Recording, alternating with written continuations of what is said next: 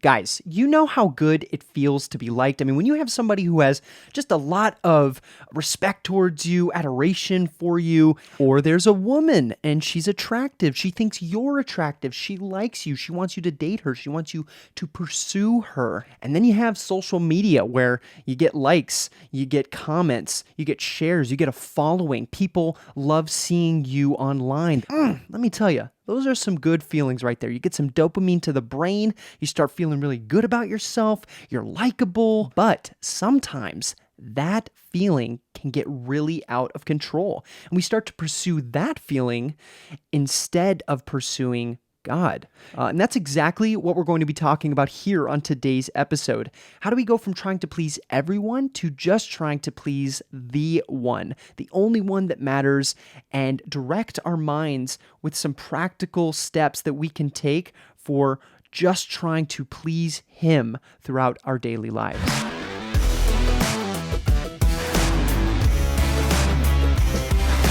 Welcome back, gentlemen, to another episode of the Man to Man podcast here on the 360 Man. I'm Jesse Barringer, and today we're analyzing the pursuit of being liked and seeking the approval of others. Now, there's a lot of people who are going to say, I don't really care what other people think of me, but I think if we're all honest, there's a part of us, probably a large part for most of us, that really enjoys and maybe actively pursues the approval and likability of others in our own lives. And I think that's by our own sinful nature. That is because we have this innate desire to be loved and accepted by everyone. I mean, who wouldn't want to be loved and accepted by everyone, right? I mean, that's kind of the goal, is to not, burn any bridges and to be liked by as many people as we can possible. And so our end goal becomes, how can I get people to like me the most? Like, what can I do right now in this moment, in these decisions I'm making? What will get people to like me the most in what I post and what I do and what I say, where I go? All of these things are pointing us towards and shaping us through the decision-making process of what will get people to like me. But the problem with this type of behavior that we seek out is that it counters the life Scripture has called us to live as followers of Jesus. Galatians 1:10 talks about seeking the approval of man or seeking the approval of God, and which one is it in my life? And if I am seeking the approval of men still, then I am not really a servant of Christ. 1 Thessalonians 2:4 talks about how we've been entrusted with the gospel, and that's not to please man, but to please God, who's the one who tests our heart. And so I would say there are three major issues that we need to address when talking about people pleasing, attention seeking, and outward approval of others. The first problem it creates is that we begin to idolize others' approval. It becomes the thing that matters most to us. It's the thing that we crave the most, and it becomes an idol above everything else. And when our guiding force becomes popularity and being liked over God, we have now switched gods in our life. It is no longer Jesus is Lord. It is now your approval is my Lord. And that's an issue because now we have a competing God for our attention and for our purpose and for what we're doing in our lives. And it becomes our sole focus. Number two problem that we face, it pacifies us. When we start to seek the approval of others, I'm speaking from experience here too. When I am in a conversation with somebody, maybe they're not believers, and I just want to be liked. I just don't want to ruffle any feathers. I become pacified because I don't want to speak my values, my beliefs from Scripture in order to get them to like me.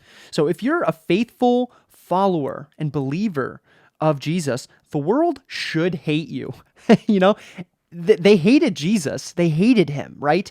It talks about in John 12:43, tells us that even in Jesus' day, some people believed the message that he was sharing, that he was preaching, but refused to follow him because they loved the praise of men more than the praise of God. This means you shouldn't hide your devotion to Christ or belief to Scripture.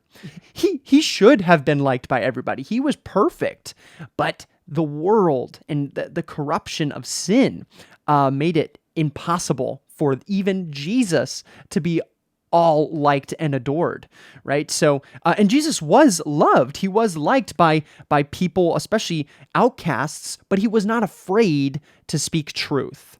And that was the difference there. So don't let it pacify you. Don't let your need to be liked and your approval from others pacify you from sharing your faith. And I think it was Winston Churchill who said, if you have enemies, good. It means you stood for something at least once in your life. And that should be us. We shouldn't be not once in our life, but all of our lives standing for what we believe in, standing for God. And the third problem we face in our lives when seeking the approval of others above Christ is that we begin making decisions based on what others will think. Young men, if you are in high school or you're about to start college in the fall, this is probably the most relevant problem that you will be facing. When we are at an age as men where we just want to find where we fit, right? And we're looking for a girlfriend. We're looking for our community of men to be around. We're looking for relevance. All of these things are going to dictate the decisions that we make. And if our priority is to be liked and to have the approval of others above what God thinks of us and what God asks of us, man, that is going to send you on one slippery slope in the next years to come of your education in high school or college. So make sure that you are not making decisions based on what other people will think, that you are only making decisions based on what Christ thinks. Because first it's high school, and then it's college, and then it's dating, and then you'll be in the workforce and the workplace and what people are thinking of you there. It never ends. There will always be a temptation to go for what this person's thinking of me, and that I want to be liked for this reason. And then we start to compromise in our faith because of that. Don't go through your life and don't go through college and don't go through high school saying, please like me so I'll like me. Please love me so that I can love me. And please show me worth so that I will feel worthy. You are worthy. You are loved by Jesus. And focus on that. Realize that. Come to terms with it, because that is truth, not the other way around. So what's the solution here? Okay? Because we know what the problem is. We know that we have a desire for people pleasing and for just being liked, I would say. So what do we do with that? Well, Luke 16:13 tells us that no one can serve two masters.